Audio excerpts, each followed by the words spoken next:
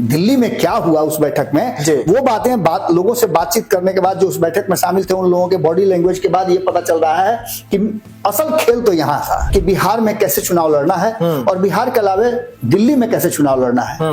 दिल्ली तो इनके हाथ में है नहीं, तो जो भी होगा वो गेन ही होगा। तो निश्चित रूप से ये चुनाव लड़ेंगे, रणनीतियां बनाएंगे तो जीतने के लिए बनाएंगे। बिहार में पिछले 20 साल से, या यूं कहा जाए तो पिछले 35 साल से लगातार भारतीय जनता पार्टी इस बात का इंतजार कर रही है कि वो सत्ता में कब आए। नीतीश कुमार के कहने पर, नीतीश कुमार और लालू प्रसाद के कॉन्सेंट के बाद 1990 में भारतीय जनता पार्टी ने सहयोग करके नीतीश कुमार के कहने पर लालू प्रसाद को मुख्यमंत्री की कुर्सी पर बैठाने में सहयोग किया था। नोरमा ग्रुप, जो सोचता है वो करता है, आपके अपने सपनों का आशियाना। नमस्कार, मैं विकास सिंह, आप देख रहे हैं भीतर की बात। देखिए, भीतर की बात में आज विशेष खबर टाइटल आप देख रहे होंगे कि अमित शाह के ऑपरेशन जो है उसकी शुरुआत हो गई है। 272 पर यह ऑपरेशन की शुरुआत हुई है, जिसके लपेटे में नीतीश, नायडू, ये सब जो आपको चेहरे नजर आ रहे हैं ये आ रहे हैं। आखिरकार अमित शाह ऐसा क्या कुछ करने जा रहे हैं जिससे ये सब लपेटे में है, खास करके नीतीश कुमार, बिहार के मुखिया। तो सीधा हम बाबा के पास चलते हैं। बाबा, अमित शाह का ऑपरेशन एक बार फिर से देखने को मिल रहा है, और जब ऑपरेशन हुआ है तब सरकार जो है बदली है, कुर्सी पर बैठा हुआ शख्स बदला है। देखिए विकास, सबसे बड़ी बात यह है कि पिछले 10 सालों में हमने देखा है कि भारतीय जनता पार्टी जब 2014 में आई ना, तो 2024 तक उसने जो कुछ भी काम किए हैं वो अपनी मर्जी से किया है और अपने किसी भी एजेंडे को उसने पीछे बस्ते में नहीं डाला है। इधर पिछले 2-3 दिनों से आप देख रहे होंगे कि खूब गतिरोध चल रहा है राज्यसभा में। राज्यसभा के जो अध्यक्ष हैं उन्हीं को हटाने की बात चल रही है।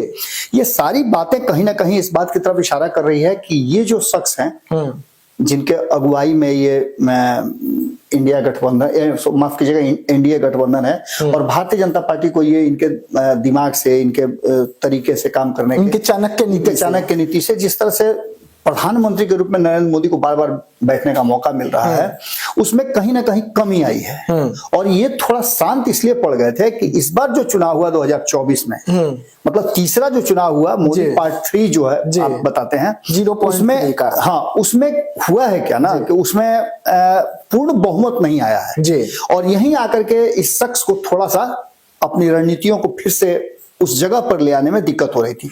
देश के गृह मंत्री भी हैं, इसलिए इन पर जवाबदेही जिम्मेदारी बहुत ज्यादा है। इसके बाद जो एजेंडा लाना चाहती है केंद्र की सरकार, एनडीए की सरकार या नरेंद्र मोदी, वो एजेंडा पूरी तरह से लागू नहीं हो पा रहा है। तो उसके पीछे की कहानी और कारण आप समझ ही सकते हैं कि वो आंकड़ा है जिस आंकड़े को, मैजिक आंकड़े को 272 को ये छू नहीं पाया है। अब हम 272 के ऑपरेशन की बात कर रहे हैं, तो इसके पीछे भी कई कारण हैं। पिछले आप देख रहे होंगे कि जून में जब 4 जून को परिणाम आया था, उसके बाद से लगभग 5 से 6 महीने हो चुके हैं। इन 6 महीनों में कई राज्यों में चुनाव हुए हैं, और भारतीय जनता पार्टी जो ये सोच रही थी कि कहीं उसका ग्राफ गिर तो नहीं रहा है, बिल्कुल उसके उलट परिणाम आया। और जितना ज्यादा ये पूरा पक्ष खुश नजर आ रहा था, अचानक से धड़ाम से गिरा है, क्योंकि इनको वो नहीं मिल पाया है जो ये चाहते थे। लोकसभा के चुनाव में भले ही इन लोगों के पास सीटें आई हों, लेकिन विधानसभाओं के चुनाव जो भी हुए हैं, करीब 5-6 राज्यों में हुए हैं, उनमें बेहतर प्रदर्शन भारतीय जनता पार्टी ने किया है। अब आप अगर जम्मू कश्मीर की बात कर लें तो उसको आप छोड़ दीजिए, आप झारखंड की बात छोड़ दीजिए। नहीं, लेकिन झारखंड में भी अच्छा प्रदर्शन रहा। बिल्कुल, जम्मू कश्मीर भी रहा, जो राज्य आप समझिए कि मैंने पाकिस्तान से सटा हुआ है, जहां पर विरोध लगातार बीजेपी का 317-35A को लेकर है। बिल्कुल बिल्कुल। तो ऐसी स्थिति में अमित शाह अब ये देख चुके हैं कि उनके ग्राफ में कोई कमी नहीं आई है, और आरएसएस का जो दबाव था वो दबाव भी कुछ कम हुआ है, क्योंकि ये कहा जा रहा था कि हरियाणा में जब चुनाव हो जाएंगे, उसके परिणाम आ जाएंगे, तो ये एक्सपोज हो जाएंगे और इनके जगह पर कोई दूसरा एक्शन रिएक्शन हो सकता है। लेकिन इन्होंने अपने आप को प्रूफ किया, हरियाणा में भी अच्छा खासा, और इसके बाद महाराष्ट्र में भी आपने देखा कि बहुत बेहतरीन ढंग से ये सत्ता में आ गए हैं। उस स्थिति में आ गए हैं कि अपने लोगों को इनके और इनके भतीजे के ऊपर ज्यादा निर्भर नहीं है। बिल्कुल। तो ऐसी स्थिति में एक बात तो आप समझ सकते हैं कि अमित शाह फिर से अपने एक्शन में आ गए हैं। पुराने और 3 दिन पहले आपको याद होगा कि जो तिरहुत का बिहार में चुनाव हुआ है, उसके परिणाम आए, उसके ठीक तुरंत बाद, अभी पूरा परिणाम आया भी नहीं था कि उसको परिणाम को देखते हुए अचानक से बैठक बुलाई गई थी, पहले से प्रस्तावित नहीं थी जी। अचानक से बैठक बुलाई गई और सारे बिहार के जितने भी नेता हैं वो गए, किसी भी गठबंधन के किसी भी दल से हो। उसके साथ साथ इनके साथ एक बैठक हुई, संजय झा के आवास पर यह बैठक हुई और उस बैठक से निकल करके जो बातें आई, हमने कल उन बातों को रखा था। लेकिन अब उसके आगे के स्टेप, जैसे जैसे दिल्ली में क्या हुआ उस बैठक में, वो बातें लोगों से बातचीत करने के बाद, जो उस बैठक में शामिल थे उन लोगों के बॉडी लैंग्वेज के बाद ये पता चल रहा है कि असल खेल तो यहां था, क्योंकि इनको पता है कि बिहार में कैसे चुनाव लड़ना है और बिहार के अलावे दिल्ली में कैसे चुनाव लड़ना है।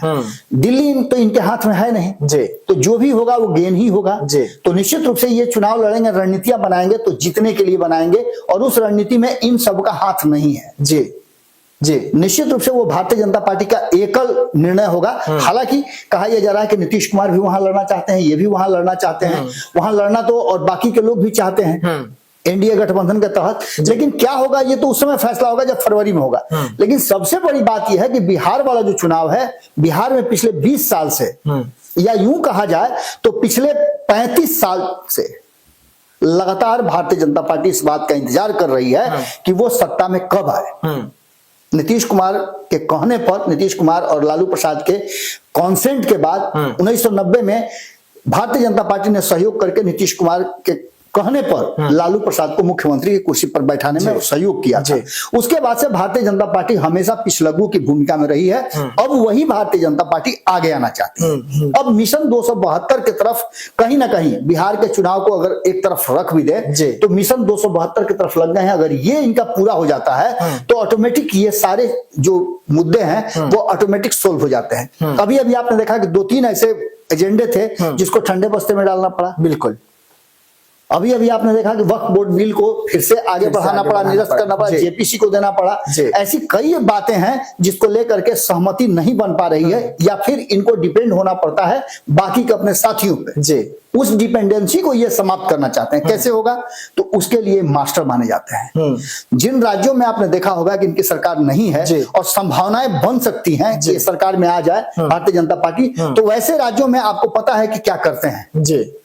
अब ये कहा तो ये जाता है अघोषित रूप से कि खुद ही वो आना चाहते हैं, लेकिन उसके पीछे की रणनीति क्या होगी, कारण क्या होगा, ये आप अच्छी तरह समझ सकते हैं। ये तो आपको महाराष्ट्र में दिखा, मध्य प्रदेश में दिखा, झारखंड में लगातार प्रयास चलाओ तो सबको पता है। बिल्कुल, अब जो वर्तमान स्थिति है कि सबसे पहला लक्ष्य जो है भारतीय जनता पार्टी और अमित शाह का, ये 272 जी 543 जो लोकसभा सीट है उसमें 272 के आंकड़े को पूरा करने के लिए 32 का इनको चाहिए जी। वो 32 किससे पूरा हुआ है ये भी आपको पता है जी। कि चंद्रबाबू नायडू के पास जो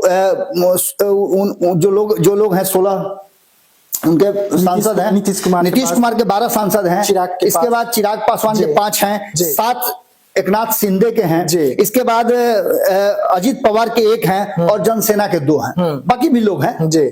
लेकिन जो असल बात यह है कि ये जो पूरा कर रहे हैं इनके और इनके ये चारों मिल करके कहीं ना कहीं इस इनके एजेंडे पर काम कर रहे हैं। यानी प्रधानमंत्री के रूप में नरेंद्र मोदी यहाँ बैठे हुए हैं, लेकिन इसको पूरा कहां से किया जाए ये तैयार नहीं है, ये तैयार नहीं है। और इनका तो आप समझ ही सकते हैं कि क्या स्थिति है। बिल्कुल, इनको लेकर के अभी जो एक एजेंडा आप देखे होंगे पिछले 24 घंटे से चल रहा है कि इनको कमान देने की इंडिया गठबंधन की बात की जा रही है। इंडिया गठबंधन में ये है कि नहीं है, ये है कि नहीं है, ये है कि नहीं है, और ये तो नहीं है, ये बात क्लियर है क्योंकि इन्होंने सीधे इंडिया गठबंधन से के विरुद्ध चुनाव लड़ा था लोकसभा का भी, और ये भी इंडिया गठबंधन के साथ कोई तालमेल करने के लिए आने वाले चुनाव में भी तैयार नहीं दिख रहे हैं, क्योंकि साफ तरीके से कहा जा रहा है कि कांग्रेस जिस तरीके से लड़खड़ा रही है उस तरीके से ये सब कुछ संभव नहीं है कि उसके साथ रह करके चुनाव लड़ा जाए। यही बात कहते हुए इन्होंने अपने आप को अलग कर लिया था। और महाराष्ट्र में जो भद पीटी है, इन दोनों का कहना है कि वो कांग्रेस के चलते हुआ है। अब इसके आगे की कहानी इसके आगे की कहानी में ये बार बार ये दोनों मिल करके इनको दबाव बना रहे हैं कि हमारे कंधे पर आप है, इसलिए हमारी बात माननी होगी।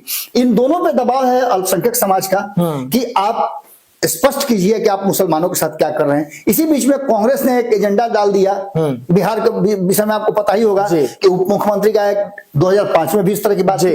ये सभी बातें कहीं ना कहीं होती हुई अमित शाह तक पहुंच रही हैं और अमित शाह को पता है कि 2025 के चुनाव में अगर वो चूके तो फिर लंबा समय उनके लिए चला जाएगा और इनके पास भी समय नहीं रह जाएगा, क्योंकि 2029 में इनको फिर लोकसभा का चुनाव लड़ना है। बिल्कुल 2020 में ना होगा, यानी 5 साल के बाद भारतीय जनता पार्टी को ये सोचने को मिलेगा कि वो फिर से सत्ता में बिहार के आ सकती है। तो महाराष्ट्र वाला खेल बिहार में करने की पहले भी मैंने बताया आपको कि महाराष्ट्र का जो फॉर्मूला था कि भारतीय जनता पार्टी लीड करेगी और मुख्यमंत्री का चेहरा जो होगा वो चुनाव के बाद, प्री पोल नहीं पोस्ट पोल जो है वो मुख्यमंत्री का चेहरा घोषित किया जाएगा। हालांकि नीतीश कुमार को अघोषित तौर पे कहा जाए तो इन लोगों ने अपना नेता मान लिया है, लेकिन क्या भारतीय जनता पार्टी इतना वेट करने के लिए तैयार है? अगर भारतीय जनता पार्टी वेट करने के लिए तैयार है तो ये नहीं तैयार है, इसके अलावा और भी लोग हैं नहीं तैयार हैं।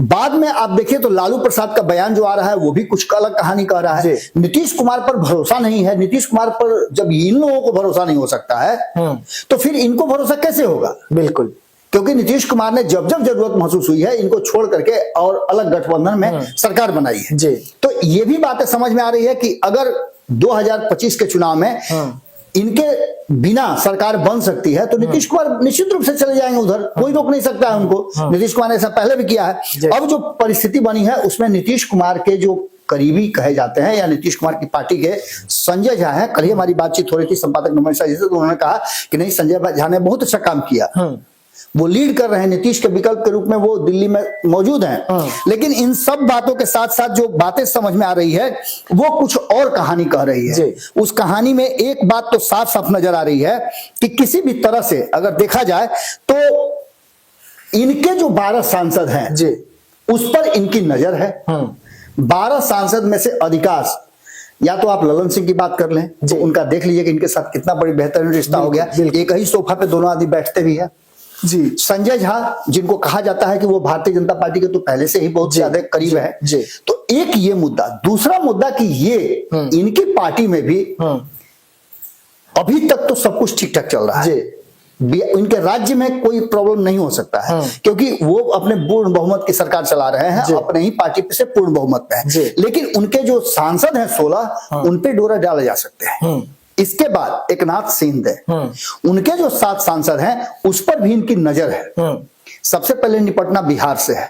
ये ऑलरेडी कह चुके हैं कि मैं किसी भी कीमत में जब तक प्रधानमंत्री नरेंद्र मोदी है तब तक मैं कहीं नहीं जाऊंगा। तो आप उस 40 में 5 जोड़ दीजिए 45 हो जाता है, यानी अब 27 की जरूरत है। उस 27 को पूरा करने के लिए आप देखिए कि इनके तरफ से ये जो आंकड़े नजर आ रहे हैं, अगर ये समर्थन कर रही हैं, अभी अभी आपने देखा होगा इन्होंने प्रधानमंत्री नरेंद्र मोदी और केंद्र की सरकार का समर्थन किया है वेस्ट बंगाल वाले, माफ कीजिए बांग्लादेश वाले मुद्दे पे। तो ये अगर उधर चली जाती है तो इन सब की जरूरत नहीं, लेकिन फिर भी उन लोगों से ज्यादा खतरनाक ये है, ये और ज्यादा परेशान कर सकती हैं। तो उससे तो पूरा नहीं होता है। 5 तो मिल गया, यानी कि 240 में 5 245 हो गया। बाकी के 27 जो घट रहे हैं उन 27 को पूरा करने के लिए देखिए समाजवादी पार्टी के पास 37 है। दूर दूर तक संभावना नहीं नजर आ रही है कि समाजवादी पार्टी टूटेगी जिससे कि उनके सांसद को ये ले सकते हैं। लेकिन डीएमके भी नहीं टूटती हुई नजर आ रही है, उसके पास भी 22 सांसद हैं। अब 22 सांसद में से अगर 14-15 टूटेंगे तब ना जाकर के ऐसा होगा, लेकिन 14-15 टूटते हुए नजर नहीं आ रहे हैं। इसके अलावा अब शिवसेना जो है एक बार तोड़ चुके हैं, दूसरी बार शिवसेना के 9 सांसद नजर आ रहे हैं। यानी शिवसेना के 9 सांसद को तोड़ लिया जाए तो ये संख्या और घट सकती है, लेकिन 9 तो टूटेंगे नहीं। चलिए 7 टूट जाएंगे मान लेते हैं तो 20 की संख्या बच जाती है। और 20 को पूरा करने के लिए शरद पवार के 8 हैं, पहले भी इसको तोड़ चुके हैं। तो इस पर भी नजर है कि अगर 8 आ जाते हैं तो उसके बाद कितने बच जाते हैं? 12 कहाँ हैं? 16 यहाँ है, 12 यहाँ है और 16 यहाँ है। तो ये 272 का, और इनमें से अब देखे हुए है कि लगातार अभी तक रीसफल नहीं हुआ है मंत्रिमंडल। मंत्रिमंडल सफल रीसफल तब होगा जब ये 272 का आंकड़ा इनके थ्रू पूरा हो जाएगा। अगर इन लोगों में से टूट करके अगर अलग बैठने की मान्यता, जैसा कि आपको पता है पहले भी हो चुका है, आपने देखा होगा कि पहले कांग्रेस भी इस तरह की बातें करती रही है और विभिन्न पार्टियों को तोड़ करके अपनी सत्ता बरकरार रखती रही है।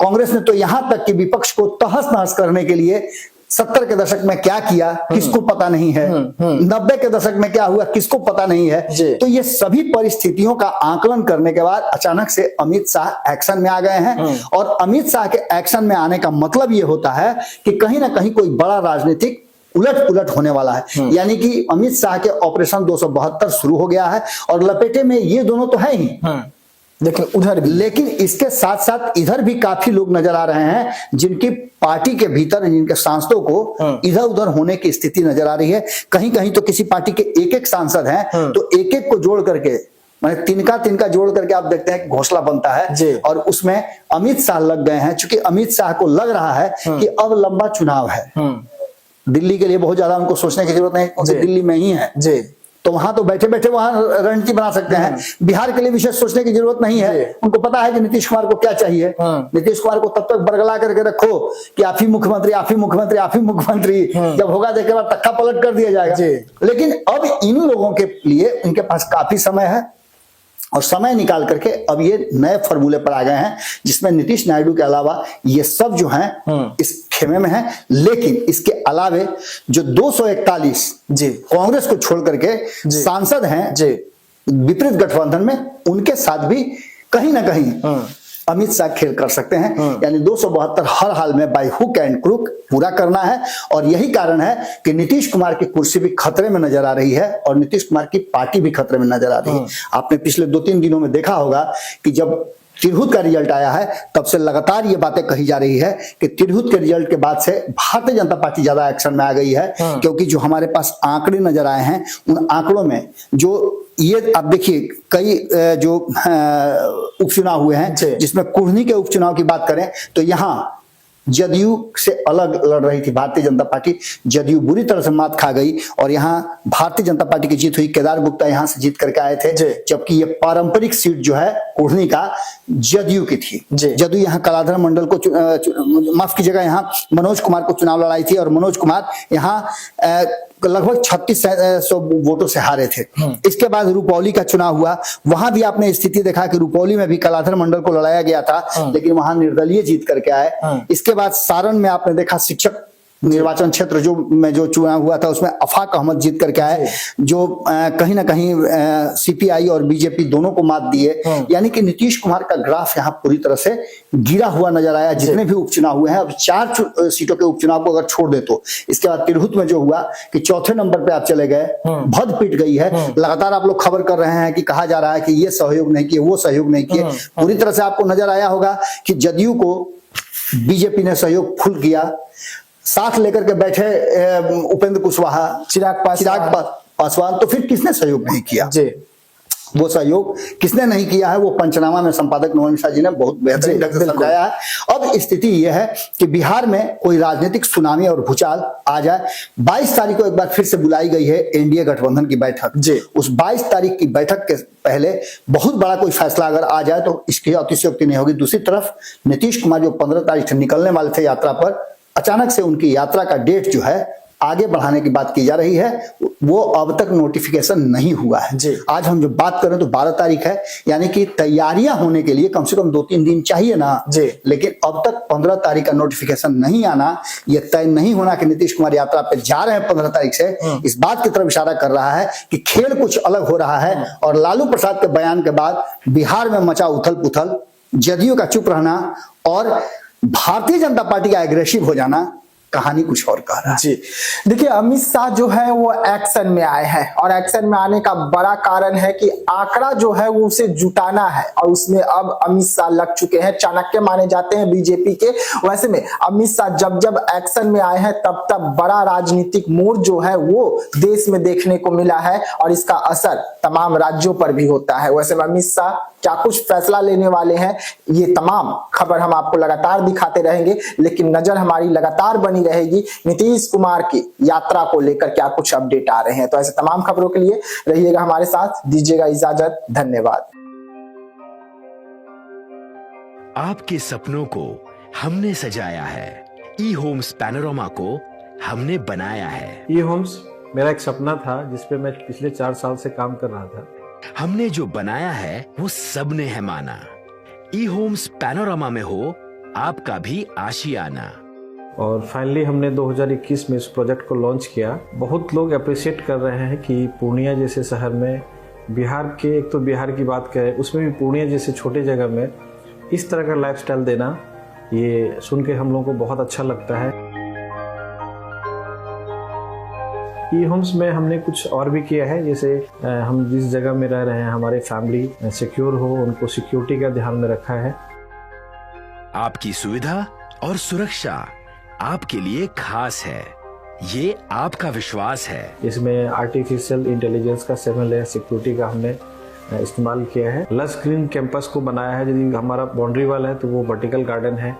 ये जितनी भी फैसिलिटी होता है एक इंटरनेशनल टाउनशिप में ई होम्स है, ये हम लोग विश्वास नहीं कर पा रहे हैं। जो भी हमारे मित्र दोस्त या जो भी हमारे बाहर के बाहर आते हैं तो हम लोगों को बहुत अच्छा सुनने को मिलता है और बहुत अच्छा क्रेडिट मिल रहा है। वो सारा हमने सिर्फ एक बिल्डिंग नहीं बनाया, हमें एक बहुत अच्छा लाइफस्टाइल दिया ई होम्स में, और मेरा एक सपना था जिसको मैं आज फुलफिल होते हुए देख पा रहा हूँ। ये आपका आवास है। ई होम्स पैनोरमा में अब आपका निवास है। E Homes Panorama, luxurious lifestyle redefined. Panorama group, जो सोचता है वो करता है। अगर ये वीडियो पसंद आई और वह बिहार के राजनीति और बिहारियत से सरोकार रखेनी तो सब्सक्राइब बटन दबा के चैनल के सब्सक्राइब कर ली। ओजे एगो घंटी बा, ओकरा बटन दबा देला से कुल सटीक और मारक खबर रुआ मुफ्त में मिल जाई। अगर रुआ पत्रकारिता के हमनी के नया प्रयोग में सहयोग कर चाहतानी तो ज्वाइन बटन दबा दी। पेटीएम नंबर नोट कर ली 9386816700।